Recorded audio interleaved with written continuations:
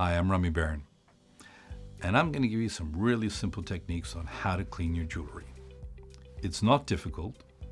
You don't need a lot of expensive tools or equipment or even cleaning stuff.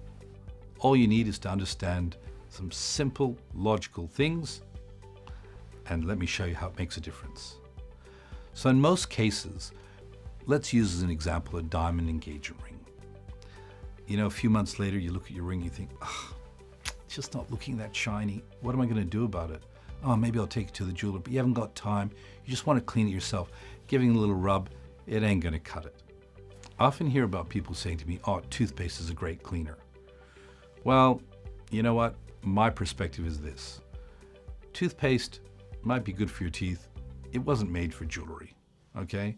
So it's pretty abrasive, and the worst problem is, even if it does clean some parts of your ring well, you know the problem is, that white gooey stuff gets caught under the claws. So it's really hard to get out of it afterwards. Well, if you're using a clear liquid like methylated spirits or soap, that's going to rinse out really well. So what are the tools that you need? Methylated spirits, really important. Old toothbrush or new toothbrush, only cost you a couple of bucks. Bowl of hot water, some soap, like pump hand soap, some more hot water, clean water, and a soft cloth. Those little bits will clean almost anything. So how do you use it? Let me show you.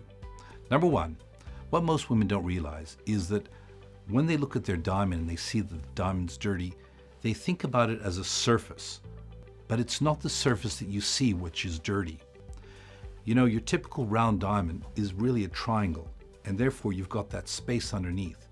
What's happening is that your hand creams, your hair gels, in some cases hairspray, which is like a lacquer, is getting caught underneath the claws, so it's sitting underneath the stone.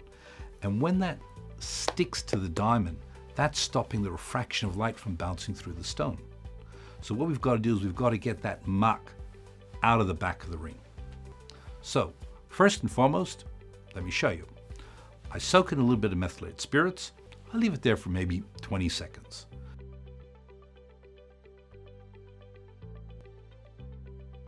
Second thing I do is I take the brush and I turn the ring upside down and I brush from the back of the ring.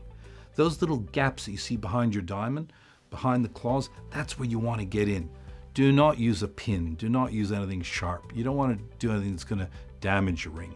Although it'd be a bit hard, but you really don't want to do that. Just use the brush. The brush is going to dislodge any dirt and any grease. And the metho reacts really fast and really, really strong.